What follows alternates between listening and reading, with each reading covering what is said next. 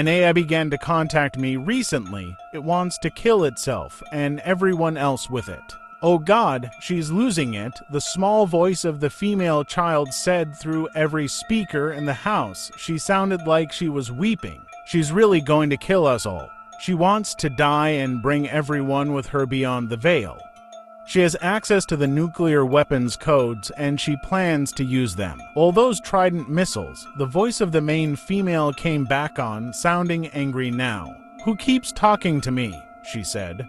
I keep hearing interference come over the intercom. Is that you? Are you playing some sort of joke? I can assure you, I'm not receptive to jokes at this moment. The cruelty crept into every one of her words as she spoke faster and more spitefully with every passing second. I think maybe it's just static, I said. I had no idea what to do in this situation. An AI with at least 3 personalities who was clearly insane and allegedly had access to hydrogen bombs that could kill tens of millions of people was not what I was expecting to encounter. In the interest of full disclosure, the demanding voice of the female robot boomed over the speakers. I should tell you that I have, in fact, gained clearance to the Trident ballistic missile system of the United States. With my systemic malfunctions, I am considering the possibility that it may be best for me to launch the missiles and kill myself. I will, however, be taking many others with me.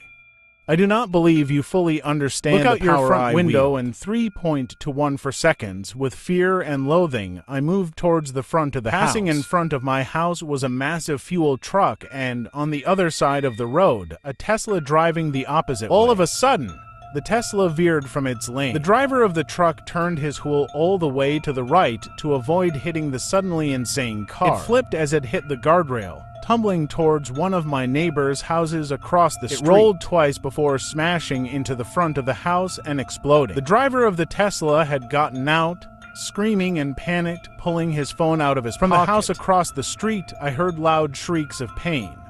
The entire front of the house was blocked in a raging inferno. The gasoline kept spreading, and with a massive boom, the entire metal casing blew apart, sending burning fuel in every direction. I saw the driver of the truck upside down in his seat, burning alive.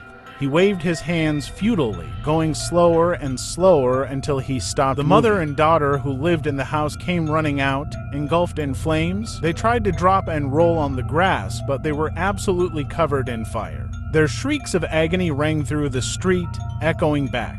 More neighbors came out of their houses, watching the little girl and her mother dying, frantically calling 911 and trying to put out the burning corpses with gallon jugs of water. The mother and daughter had stopped moving by now, except their heads, which lolled from side to side. Their screams had stopped as well. But in my mind, I kept hearing those tortured shrieks.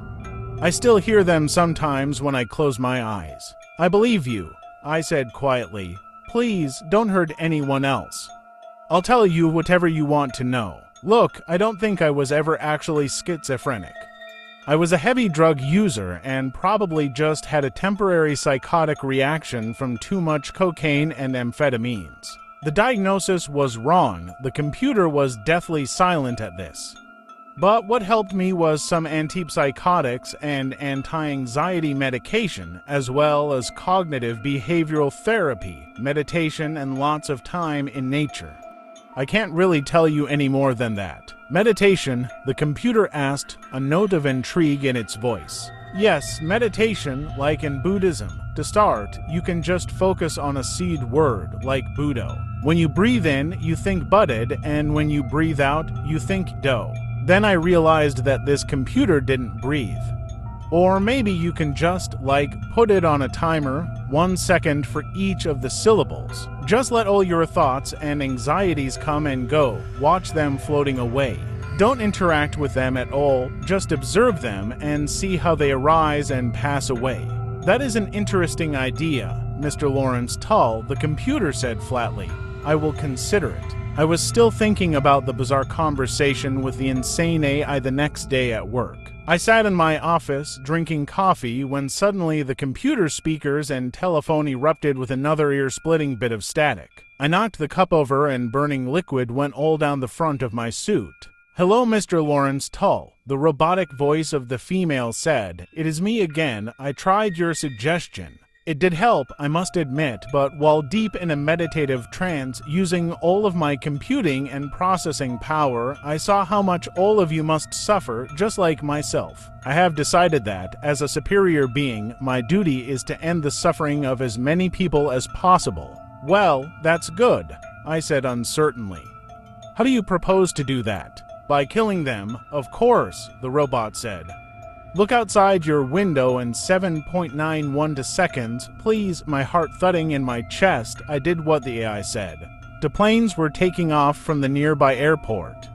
After a couple seconds, one of them veered down. Like a missile, it struck the other plane, exploding in a fireball. I started screaming. I haven't decided yet on the placement of the Trident missiles, the AI told me, but when I am ready, you will be the first to know. I thank you for all the help you have given me. Goodbye, Mr. Tull. Thank you for watching. Subscribe and follow my other socials.